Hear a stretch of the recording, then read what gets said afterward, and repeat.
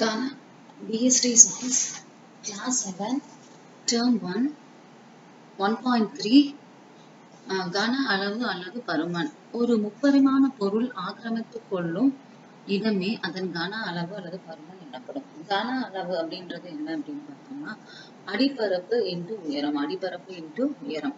கன அளவின் SI அலகு கன மீட்டர் அல்லது மீட்டர் ஸ்கொயர் அப்படின்னு சொல்லுவோம். மீட்டர் கியூப் அப்படின்னு சொல்லுவோம்.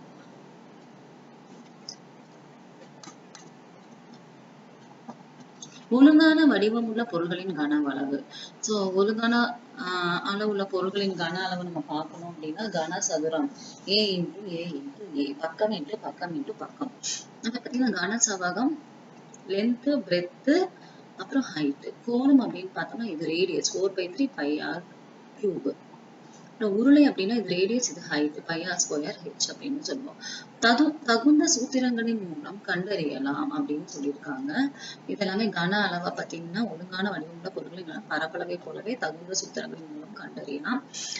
ஒரு சில ஒழுங்கான வடிவமுள்ள முப்பரிமாண பொருட்களின் கன அளவினை காண உதவும் சூத்திரங்கள் அட்டவணையில் 1.4 தரப்பட்டுள்ளன. கீழே காண்பவற்றின் கன அளவினை கணக்கிடவும். 3 சென்டிமீட்டர் பக்க அளவுள்ள கனசதுரம், 3 மீட்டர் ஆரமும் 7 மீட்டர் உயரமும் கொண்ட உருளை. இங்க பாத்தீங்கன்னா கனசதுரத்துக்கு பாத்தீங்கன்னா A into A into A, 3 into 3 into 27 centimetre cube.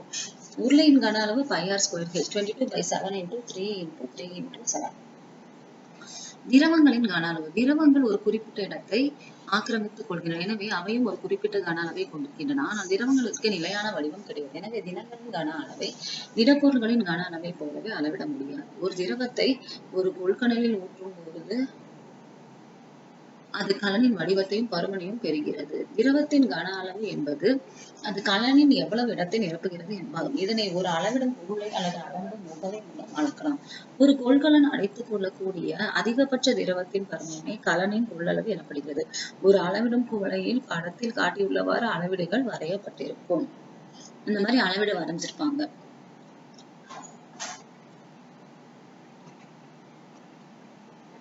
ஒரு திரவத்தின் கன அளவு என்பது அளவிடும் கலனில் அது அடைத்துக் கொள்ளும் இடத்தை குறிக்கிறது. இதனை அளவிடும் குவளையில் வரையப்பட்டிருக்கும் அளவீடுகளிலிருந்து நேரடியாக நம்ம மார்க் பண்ணி எடுத்துக்கலாம். படத்தில் காட்டப்பட்டுள்ள அளவிடும் குவளையை உற்று நோக்கினால் அதில் உள்ள அளவீடுகள் ml என்ற அளவில் குறிக்கப்பட்டுள்ளதை நாம் காணலாம். இது மில்லிலிட்டர் என்பதை குறிக்கிறது. பருமனின் இந்த அலகினை புரிந்து கொள்ள நாம் முதலில் ஒரு லிட்டர் என்பது எவ்வளவு அப்படின்னு என்பதை புரிந்து கொள்ள வேண்டும். லிட்டர் என்பது திரவங்களின் கன அளவை குறிக்க பயன்படும் பொதுவான அளவாகும். ஒரு பொருளின் அளவுகள் சென்டிமீட்டரில் குறிக்கப்படும் பொழுது அதன் கன அளவை கன சென்டிமீட்டரில் குறிக்க வேண்டும் என்பதை நாம் அறிவோம். இந்த கன சென்டிமீட்டர் இந்த அலகை பொதுவாக cc என்று குறிக்கிறோம். 1000 கன சென்டிமீட்டர் அளவுள்ள கன அளவை 1 லிட்டர் என்கிறோம். 1 லிட்டர் = 1000 கன சென்டிமீட்டர் அல்லது சென்டிமீட்டர் கியூப்.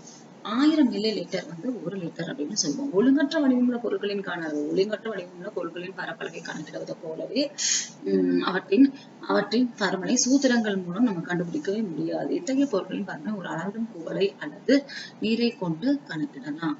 திரவங்களின் பருமனை அளக்க வேறு சில அளவுகளும் பயன்படுத்தப்படுகின்றன. அவற்றுள் சில கேலன், அவுன்ஸ் மற்றும் குவாட் ஆகும்.